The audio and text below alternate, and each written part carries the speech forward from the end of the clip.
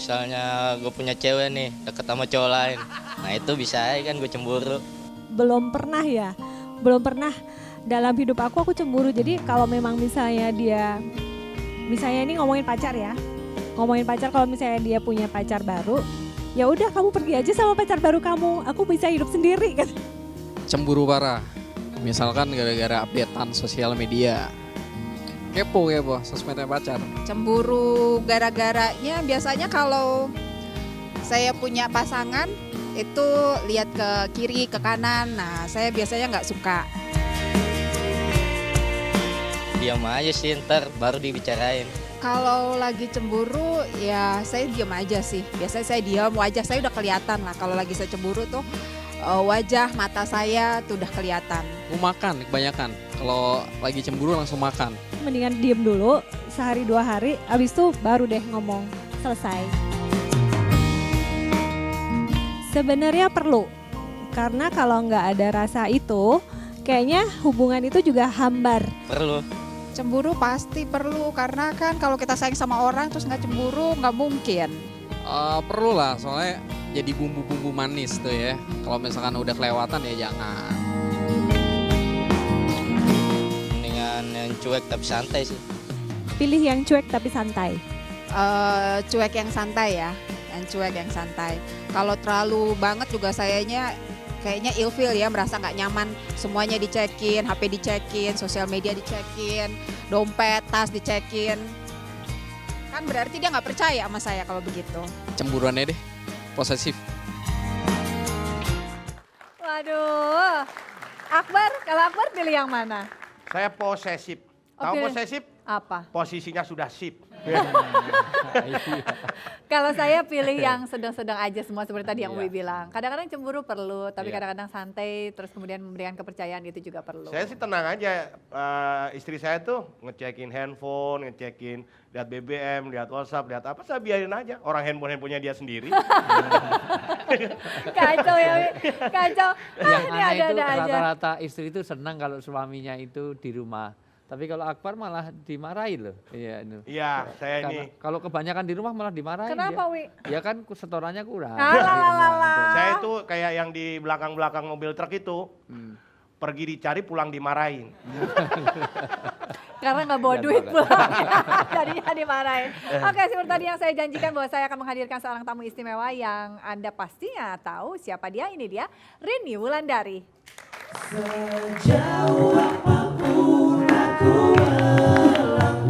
Sayang, kasih ya. Gepeng banget nih.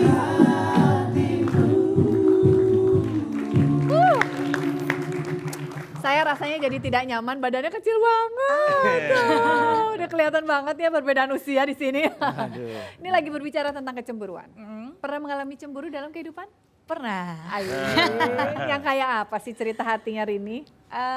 Aku biasanya cemburu itu kalau misalnya udah menjalin komitmen sama seseorang gitu. Iya. Pasti ada rasa cemburu karena kan didasari ada rasa sayang, perhatian gitu. Dan kalau misalnya cemburu aku sih tapi masih di batas normal. Normalnya seorang Rini kayak apa sih? Normalnya kayak misalnya lagi jalan bareng gitu, terus ada cewek yang nyamperin kita, terus ya wajar aja nanya itu siapa gitu. Kok kayaknya ngelihatnya gitu banget ya gitu. Masih sebatas-batas normal karena kan kalau misalnya gak punya komitmen apa-apa ya aku ngerasa ya Terserah ya, sendiri-sendiri gitu. ya. Tapi kan karena udah ada komitmen jadi aku berhak tahu apa yang berhubungan dengan pasanganku gitu. Pernah udahan dan memutuskan untuk berpisah hanya karena perasaan cemburu? Aku sih tipe yang kayak punya feeling aja kalau misalnya kayaknya ada sesuatu yang aneh nih gitu. Punya feeling dan akhirnya cewek kan investigasinya lebih parah dari CIA kan. Gimana sih? Coba investigasinya Rini Akbar tuh. ketawanya gitu banget. Punya Tahu, pengalaman Teh. ya. Tahu Teh ceritanya Teh. Investigasi apa? Investigasinya Rini tuh Nah, kayak jadi, apa? Dari SMS, BBM gitu. email, Iya apa, dari Facebook. situ, terus sosial media juga, terus kok kayaknya gelagatnya ada yang aneh gitu. Terus akhirnya aku cek lah dari teman ke teman, terus iseng di sosial media juga, sampai kalau misalnya punya kesempatan untuk ngecek handphone, aku suka cek gitu. Tapi itu terakhir banget di hubungan aku yang udah berapa tahun yang lalu sih gitu. Setelah aku ngerasa setiap aku ngecek handphone kok kayaknya selalu menimbulkan masalah terus gitu. Sampai akhirnya aku memutuskan di hubunganku yang selanjutnya aku nggak mau ngecek handphone karena aku mikirnya kalau seandainya emang ada sesuatu hal yang nggak baik pasti Allah akan memisahkan itu gitu, apapun ceritanya. Jadi aku nggak perlu cari-cari tahu. Capek hati gitu ya. Jadi mending diamin aja, kalau memang nggak baik pasti akan dipisahin gitu aja. Nah nih saya inget banget Uwi, saya pernah diajarin sama nenek saya bahwa kenapa sih kita harus takut ngikutin aja pasangan kita gimana. Ini nasihat ketika saya menikah adalah satu. Jangan pernah berpikir macam-macam atau mencurigai yang terlalu berlebihan. Yang lebih penting adalah percaya bahwa kebaikan atau keburukan yang dilakukan oleh seseorang itu akan kembali kepada dirinya, bukan kepada diri kita. Betul. Itu gimana menurut Uwi? Dan memang orang itu akan lebih berat kalau dia menyembunyikan daripada dia terbuka. Karena bagaimana juga orang menyembunyikan satu kejelekan itu lama-lama juga akan kebongkar juga. Itu kalau orang Jawa bilang sewangi-wanginya kotoran walaupun apa nanti juga akan tertutupi, akan tercium juga. Artinya memang modal orang berhubungan kaitannya, apalagi kalau kaitannya suami istri, itu adalah saling mempercayai. Jadi bukan hanya mempercayai tapi juga bisa dipercayai. Makanya misalnya kalau sekarang secara praktis saja, secara realitas handphone itu kalau bisa memang terbuka. Jadi handphone suami bisa dipakai istri, handphone istri dipakai suami, itu sangat karena kenyataannya dari gadget itu bisa menjauhkan yang dekat dan mendekatkan yang jauh. Kadang-kadang suami istri aja sama-sama pakai handphone, ini BBM siapa, ini BBM siapa nggak jelas. Ini isinya padahal deketan ya. Padahal gitu deketan. Dan itulah yang membuat jarak itu. Makanya nikah itu ikatannya dengan misakon ghalido. Misakon ghalido itu janji yang kuat, yang sakral, yang suci. Jadi sehingga ikatannya kan tidak boleh sembarangan. Harus langsung. Saya nikahkan Saudara Desi dengan siapa nggak sebut, nggak enak nyebut. Emang belum ada, Wi. Ya tapi kan pernah ada, maksud saya gitu. Itu. Tapi sayang kok nggak ada lagi.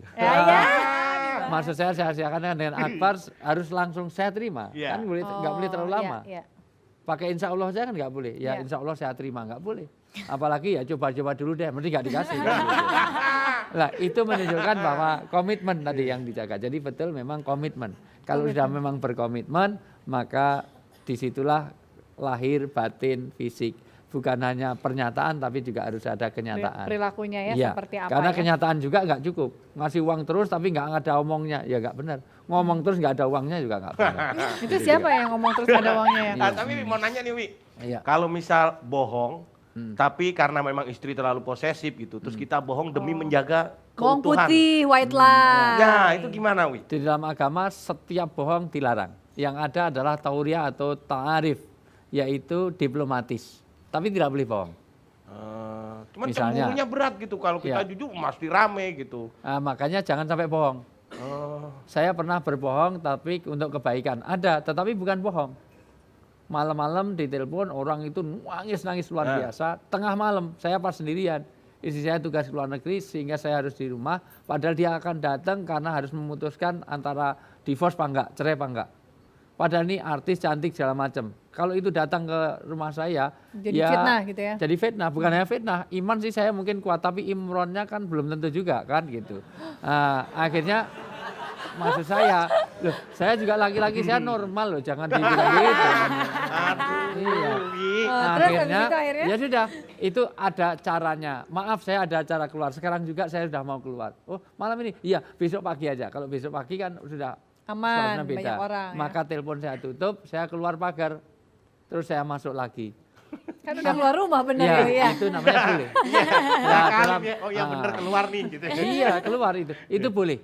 Boleh, itu jadi itu bukan dalam pengertian karena nanti bohong-bohong itu boleh, atau bohong dalam kompetisi itu boleh. Sepak bola, badminton itu bohong, mau kiri ternyata kanan. Menipu kamu dosa, enggak. Itu jangan-jangan timnas itu nggak pernah menang karena orangnya jujur-jujur. Ini jadi bisa aja. Suami istri nanti gimana caranya supaya tidak bohong. Iya, setelah yang satu ini kita akan lanjutkan lagi cerita hatinya Rini Wulandari. Tetap bersama kami di Cerita Hati.